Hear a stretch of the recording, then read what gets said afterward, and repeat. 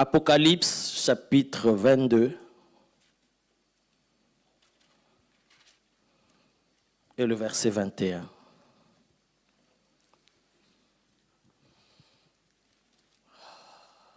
Merci Jésus.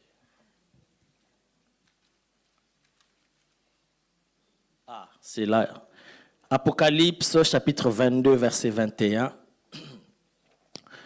Que la grâce du Seigneur Jésus soit avec tous. Je répète. Que la grâce du Seigneur Jésus soit avec tous. Ce que nous venons de lire, c'est le passage qui se trouve dans le livre d'Apocalypse. Et le livre d'Apocalypse, c'est le dernier livre de la Bible. Vous êtes d'accord avec moi? De ce que nous appelons la Bible, composée de l'Ancien Testament et du Nouveau Testament. Apocalypse, c'est le dernier livre de la Bible. Et ce passage que nous venons de lire, c'est le dernier verset qui clôture toute la Bible.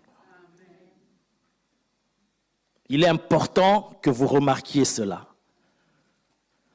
Ça veut dire que Dieu a parlé depuis Genèse chapitre 1, verset 1. Il a commencé à exprimer sa pensée, à parler. Tous les livres que nous avons, ça exprime la pensée de Dieu. Et quand Dieu décide de clôturer, de parler, de fermer sa bouche au travers de la parole écrite, il termine par ces paroles.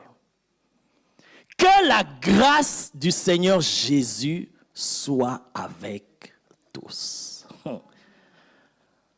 Ça veut dire, c'est d'une portée et d'une importance très capitale.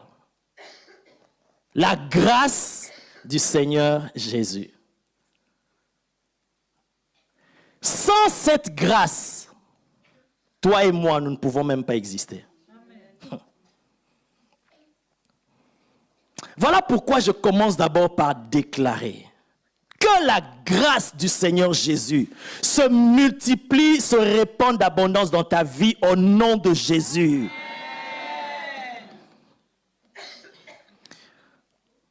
Oh Seigneur, merci.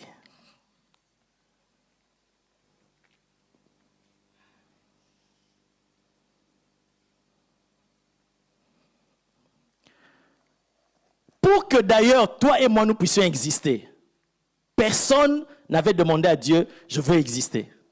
Nous n'existions même pas. Il était seul. Mais s'il a décidé de nous créer, c'est par sa grâce. C'est par la grâce de Jésus-Christ. Vous allez comprendre. Rien que le fait d'exister, tout homme, quelle que soit sa religion, d'ailleurs, en ce moment-là, il n'y a même pas de religion qui existe. Ce sont les hommes qui ont inventé les religions. Tout être humain existe par la grâce du Seigneur Jésus. Et cet homme-là qui existe par la grâce, après avoir été créé, après avoir été mis dans des conditions favorables par Dieu, il a quand même désobéi à Dieu. Dieu pouvait le rejeter, mais il est venu quand même le sauver par la grâce du Seigneur Jésus-Christ. Donc, n'eût été la grâce du Seigneur Jésus, toi et moi, on ne peut même pas exister.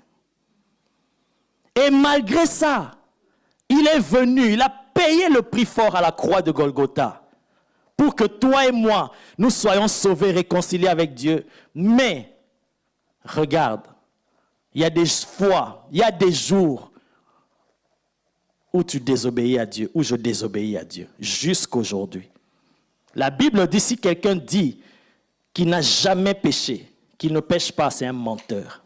Et il fait même de Dieu un menteur. Parce que laisse-moi te dire, tout être humain, qui qu'il soit, étant dans le corps physique, il lui arrive de pécher.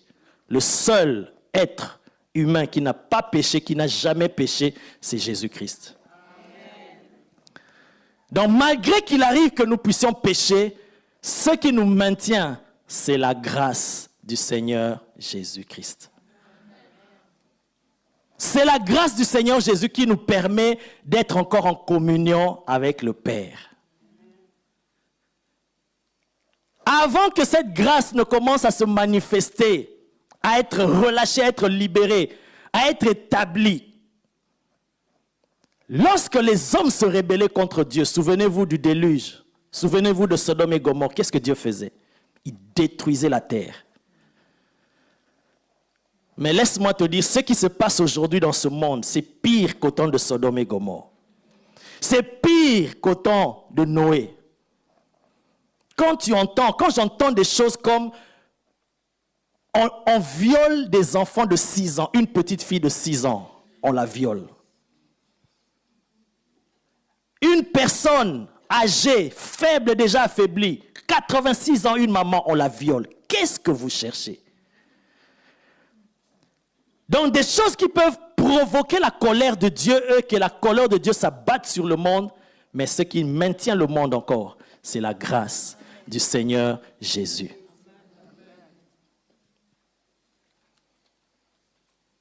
Merci Seigneur pour ta grâce. Merci. Merci. Merci. Nous sommes des rebelles. Parfois nous faisons des choses qui nous plaisent, qui ne plaisent pas à Dieu.